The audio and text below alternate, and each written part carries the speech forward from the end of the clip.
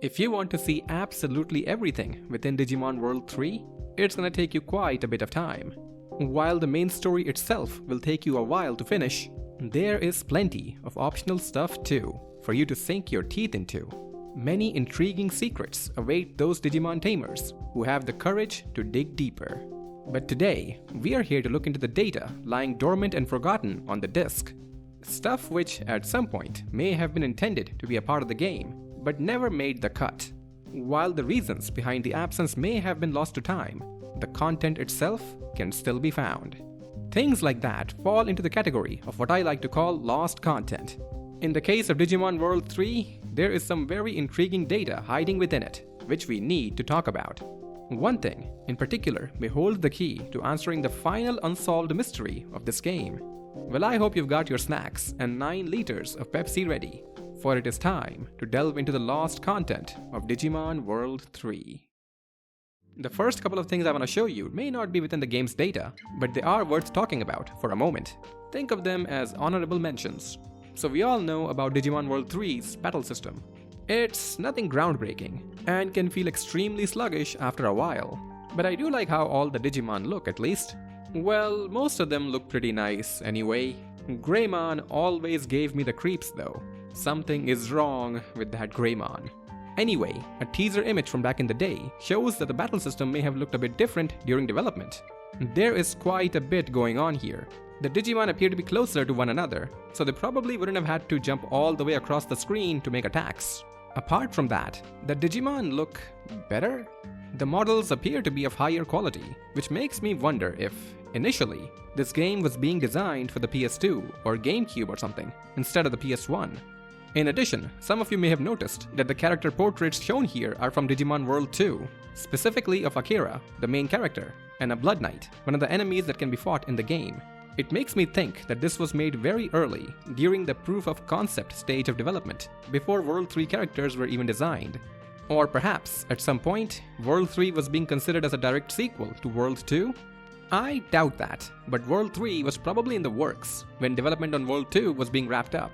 So using characters from that game as placeholders does make sense to me. In case you're wondering about the Digimon lineup, the Blood Knight has a Machine Dramon and 2 Grand Kawagamon in the party, while Akira has War Greymon along with an EX-Suimon and something else that I haven't figured out. On a side note, X-Suimon was not available in Digimon World 2, so its inclusion in World 3 was determined very early on apparently. I do wonder if there is more to this than a simple screenshot. Maybe someday, someone will find an alpha or beta version of the game with more for us to see? I'll keep you all posted if I ever find anything like that. Next up, we all know about the wonderful card minigame in World 3, right? It may appear to be simple, but it is a whole lot of fun. Back in the day, there were a number of real-life Digimon card games as well. Some of them were quite popular over in Japan. Although there is no need to go over them in detail in this video, there is one thing in particular which I do want to mention. The initial print run of Digimon World 3 over in Japan actually came with an exclusive promo/Angemon card for Digimon Hyper Colosseum, one of those old real-life card games. Even though it's been well over 2 decades, these can still be found on eBay, if you're interested in getting one of these for your Digimon World 3 collection. Alrighty then, let's get into some lost content hiding on the disc itself. First up, we've got some sprites for some human characters that are never used in-game. The majority of the animation frames here do get used by NPC characters that do exist, so it's probable that these basic sprites were created to base actual characters on. Nothing too interesting, you may be thinking, but we're just getting started. Next, we're gonna go a little deeper into the rabbit hole and look at some items that can only be accessed through a Game Shark, depending on whether you have the US or PAL version. In other words, Digimon World 3 or 2003, they will appear a bit differently. I'll get to that in a moment. Sober Disc is the only usable item here, and its effect seems to be quite simple. It cures confusion. On that note though, let's take a moment to talk about confusion itself. There are not a lot of enemy Digimon that can even cause confusion. For the most part, it's only Gekomon and Shogun Gekomon. If your Digimon gets confused, the music changes, and your in-battle options are replaced with silly nonsense. If you select one of these options, one of 2 things can happen. Either your Digimon will do a normal attack, or just do or say something silly. In other words, a wasted turn. Now here's the interesting part. No matter what happens, you can't use an item while your Digimon is confused, and confusion goes away after a battle. So an item that can cure confusion does not make any sense in this system, right? Sober Disc does appear to be completely implemented in the game, for all intents and purposes. You can even use it in battle. It has the same animation as all the other items like it. You can even sell it in the item shop if you want to. But obviously, it's not accessible through normal gameplay.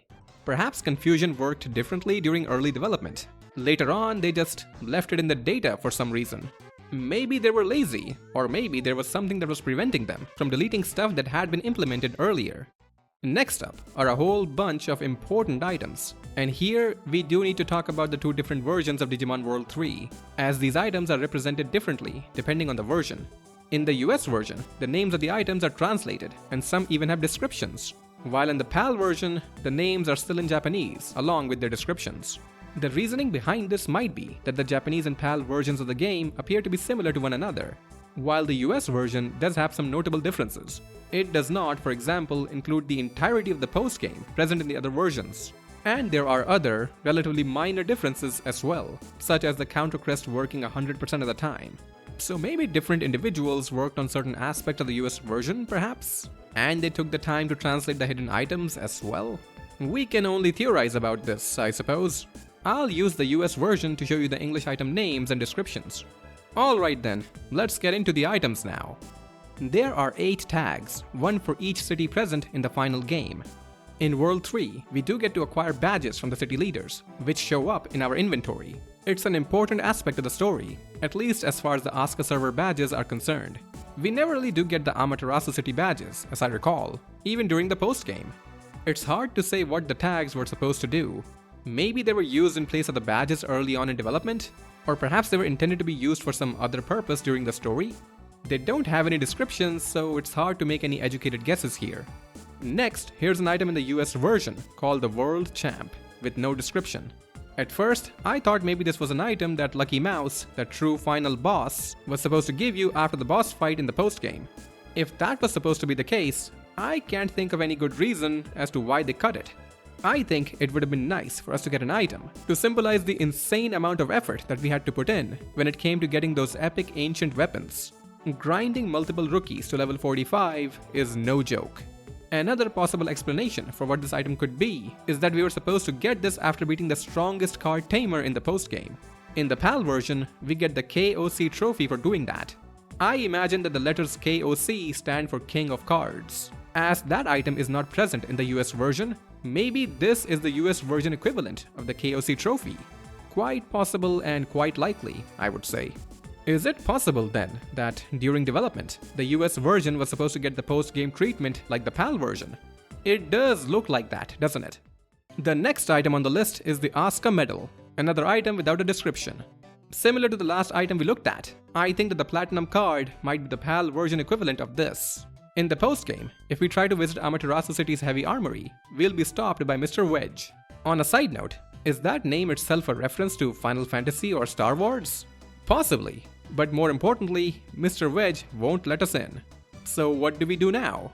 We have to go to the water tunnel within El Dorado. There are some random boxes near the entrance which we can interact with. Doing so only once doesn't do anything, but if we keep interacting with it over and over, until we do it about 6 times, we'll get the platinum card. Is this another item which points to the theory that the US version got scammed out of the post-game quite late in development? But in all honesty, the entirety of the post-game does appear to be a bit weird, wouldn't you say? The city leaders are all put together in one relatively small area, in seemingly random places, really. The Digimon they have in their party don't really make a whole lot of sense, even if some of them are really cool throwbacks to old bosses we fought in the main game. The most confounding thing, in my opinion, is the fact that we are bound to the east and central sectors in the first place. Think about it. The other sectors already exist in the game, right? Why are we not allowed to go to them? All they had to do was throw around some high-level enemies there, and put the leaders in their respective cities for us to find and defeat. Not to mention that they threw all the optional bosses and other neat stuff into the underground, which no one has ever enjoyed going through. It would have been much better to sprinkle them around in the entire Amaterasu server, if the other sectors were not locked away, wouldn't you say? This is something that has bothered me for a very long time. ever since I first played this game.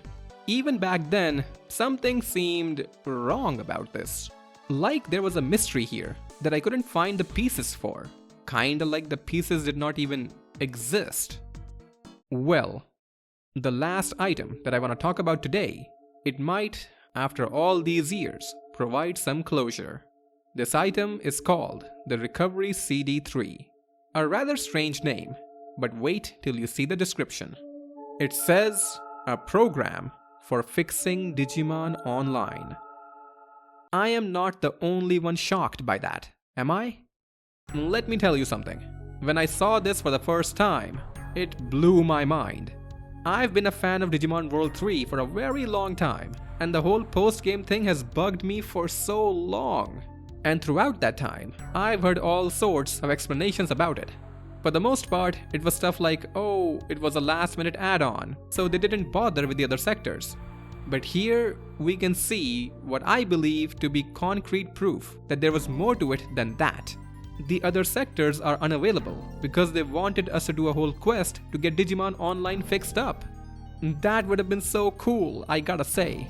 Why didn't they implement the quest then? Did they run out of budget or time? Or was it something else entirely? Let's theorize about that for a moment. The PS2 was released in Japan as well as the rest of the world in the year 2000. Digimon World 3 was first released in North America in June 2002, and in Japan and Europe in the same year not too long after that. So it came out on the PS1 a while after the next generation of consoles had already arrived, and been around for some time. Maybe, as we theorized from the screenshot from earlier, Digimon World 3 was initially considered to be designed for the PS2, and had to then be shifted to the PS1 because, well, it's hard to say. Time constraints, money, it could have been anything really. Maybe they just couldn't get the post-game stuff done in time, even though there was a framework in place for what they wanted to do. That would also explain why there are so many small errors and issues in the post-game dialogue. They simply ran out of time and had to get the game done and shipped. So they shoved all the stuff they worked on into the east and central sectors, and tried to remove all mentions of the final quest.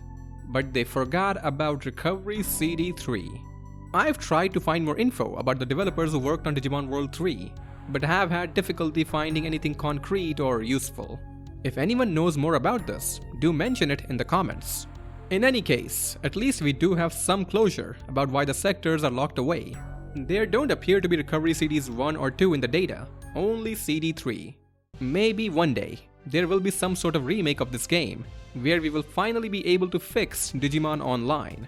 It's only been 23 years so far, it can still happen, right? Or maybe some amazing fan out there will complete the lost final quest for us. Let's hope we can get another opportunity to run around in Digimon Online before the world ends. We just need to find the other recovery CDs to make that happen. I am curious though, if a remake of this game does happen someday, are there any specific changes or new content that you would like to see? Do let me know in the comments. If you enjoyed the video, don't forget to smash that like button and subscribe to the channel if you haven't already. And if you would like to support the channel, you can do so on my Patreon, where I've got exclusive content. From live stream highlights to silly nonsense, there's plenty of fun stuff over there. What the f are you doing? I've got a plan so cunning you could call it a weasel. Or you can always buy me some Pepsi if you feel like it. One can never have enough Pepsi, after all. And now, a quick shout out from my amazing patrons. Thank you Chaos Untold, Hero Emblem, Spider President, Blake CN1, Vanilla, Yogg, and Sevastimedis for your continued support. And here's a special shout out to McTivil, an amazing friend of the channel. Your friendship makes nerdhood a better place. Thank you, McTivil, my friend. And now, for an ultra strong shout out to the awesome, incredible people who keep the digital world safe and sound. A huge thank you to the amazing trio of Shamine, Derpin Goose, and Marasmus32 for your support. Galacticmon had no chance of winning, cause you were all around.